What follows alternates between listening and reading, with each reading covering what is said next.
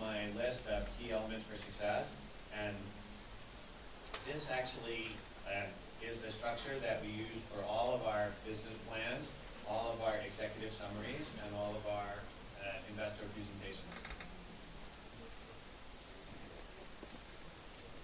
Why do we use this is that this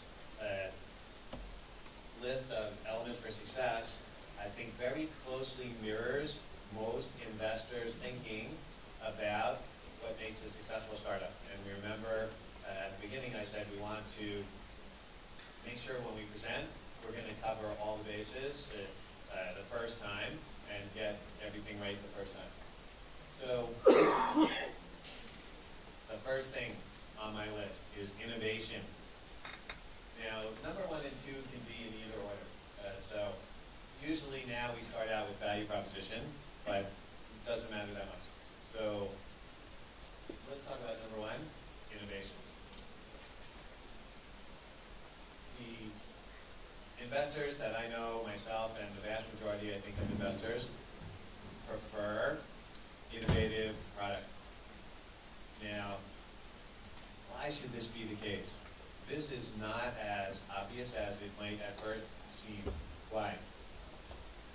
For every product, there's going to be an innovator, and then there's going to be many imitators. So innovators and imitators. The imitators we call Me Too products. Because there will be so many more imitators than innovators, it's likely there will also be more successful imitators than innovators. Imagine there's 1 innovator and 100 imitators. Even if only 2 out of the 100 imitators are successful, there's already double the number of successful imitators as innovators. Yet investors still prefer the innovator. Why? What is it about innovation that makes it so important for successful venture capital investment?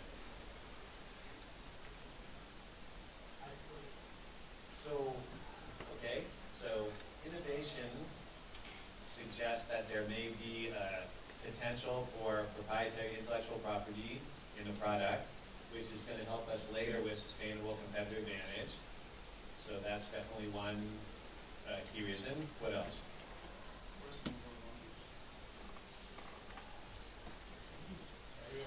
Wait, first mover advantage, I'm going to talk about later. I don't believe in first mover advantage. I believe only in first mover disadvantage. I believe in only last mover advantage. So first movers, I think, suffer, but I know what you're saying. I agree with the underlying point. But I think the ability for innovators to potentially create sustainable competitive advantage, which I think what you're getting at there, is another key point. What else? Yeah. Okay, so it says a good thing about the management team, that they're capable to innovate, and then they can continue to innovate. What else?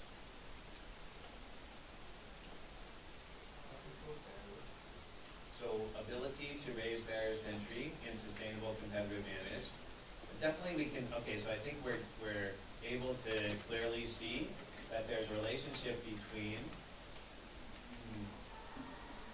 the innovation and our ability to create competitive, technical, and other barriers to entry for followers, and hopefully become a last mover. Well, what else besides that? Anything else?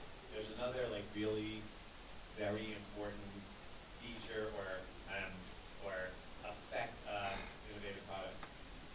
Innovative product also contributes to what other element of success? Okay, value. But okay, I'm trying to get to the right market, because innovative products, by definition, tend to drive new markets or new segments within markets. New markets or new segments within markets tend to be the fastest growing markets, which are going to be our key criteria for market. So there's a strong linkage between innovation, effective market identification, and sustainable competitive advantage. So innovation itself helps us to strengthen our business through its indirect value in at least two other areas. Anything else? One thing, it's easier to identify potentially successful innovation than potentially successful Me Too. Imagine you're trying to choose among 100 Me Too business ideas to invest in. Very difficult to pick the one that's going to succeed. The one that's going to succeed is going to succeed, one or two that will succeed based on the quality of the team and execution. But at least in innovative business ideas, we have an easier time at selecting interesting possibilities. So when I see something innovative, I think, I haven't seen that before.